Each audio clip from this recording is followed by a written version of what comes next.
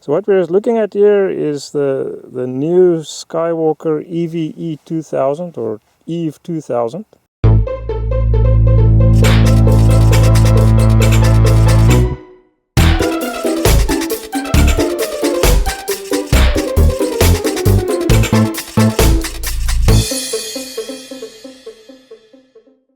So here is something for those of you who are interested in a long duration or long range FPV ship, and also for those who might be thinking of aerial mapping.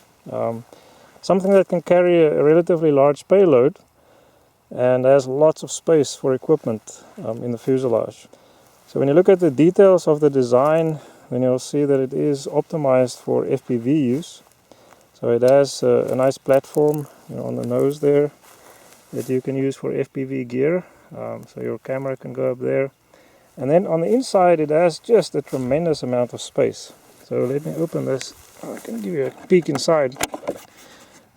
So this is a 10,000 milliamp hour 4S battery, and you can see it actually looks small in there. So it has another big area for payload in the back there for autopilots and so on. So if you have a big camera that you want to mount transversely into the aircraft, that should not be a problem at all in this aircraft.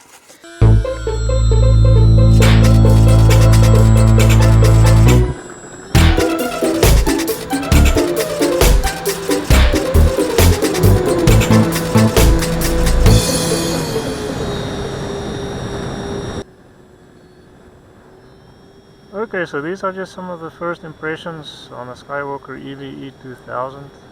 The good thing about it is that it's really easy to fly. It flies very slowly. It slows down quite well when you close the throttle, as you can see there. And it stays stable in that configuration. You really have to yank on the elevator to make it stall. But when it stalls, at least on this one, it tends to throw the right wing. So it will stall to one side, but it will start to fly again pretty quickly. Close the throttle, up elevator, let's see what happens. There you see it brakes to the right. But then fairly quickly starts to fly again when you put the nose down, open the throttle. So it's not really a problem in the stall, but it does brake to one side, which is unfortunate. Anyway, as far as the general flight characteristics are concerned, the plane is definitely no aerobat. So you can do mild aerobatic maneuvers. It will fairly easily do a loop, but you're hard pressed to make it do a roll. It just does not want to fly inverted. So I'm going to do this with a lot of height because I've tried this before and I know it happens. So I'll go inverted, and then it just falls out of it. So there is really no way to do a roll, at least not in a normal configuration with this plane. I think it will be a better plane as far as general flight characteristics are concerned if it had a bit more power. So I'm really missing power on this plane. But if you think about what it was designed for, it was designed for carrying large payloads at low speeds for FPV, so long duration and not high speed is what it was designed for. And I think it fits that purpose pretty well. So there's definitely no problem as far as that's concerned. It appears to be a very stable platform. Now this is the evening here, and we have absolutely no wind. So I can't really say what it does in wind, but under these conditions, it's just smooth as silk. It's really actually pleasant to fly around like this. Very relaxing. It's easy to stay on top of the plane. Everything happens slowly. So this would be a plane that a beginner could fly pretty easily. I have no stabilization, autopilot of any kind in the plane right now. These are the first flights.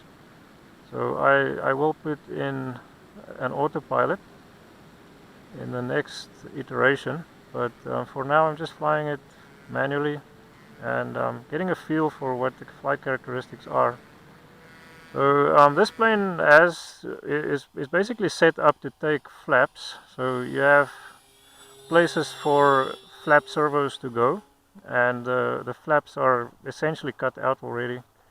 I did not put flaps in for this iteration of the plane, but I think if you start carrying large payloads, and especially if you want to slow down and reduce the risk of of a disastrous stall, then flaps will be a good idea. So I'll probably put those in at some point. It does slow down very rapidly when you close the throttle, so that's something I have to watch a little bit, because it will slow down so fast that it can actually just sort of plump out of the sky, plump on the ground. So you have to keep a little bit of throttle on, almost onto the ground. Otherwise you can run into trouble with that. Now I put landing gear on this airplane.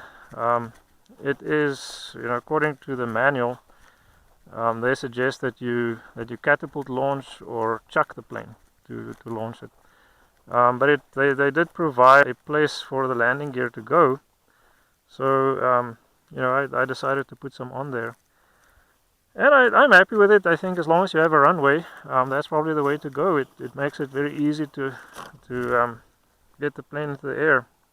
Once the plane is fully loaded, it will be fairly heavy, so it may be something that you have to consider.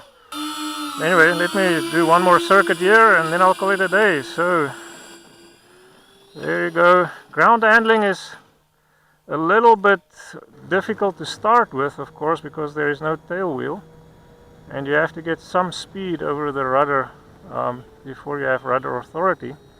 And because you have the two motors pushing air to the sides of the rudder and not directly over it, you don't have that immediate rudder authority that you have with a regular single motor plane. But anyway, as long as you're careful at the beginning of that takeoff roll, it's not really a big problem. As soon as it gets some speed, then you have rudder authority there.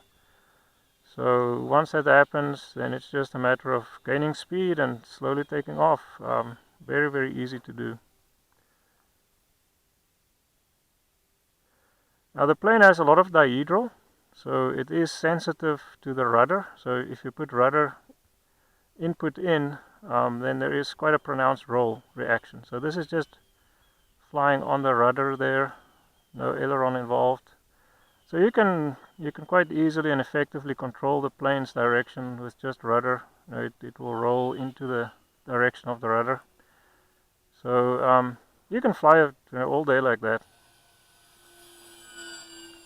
And again, the nice thing about this plane is how slow it can fly. It's just a pussycat. And then the next step for this plane will be to put an autopilot in and start tuning that. And then finally I will prepare it for a camera. So I hope to use this plane as a camera platform for aerial photography. Camera pointing directly down. It has a lot of space, so you can put a nice big camera in there, and you can mount the camera transversely in the fuselage, which of course greatly increases the efficiency of aerial photography.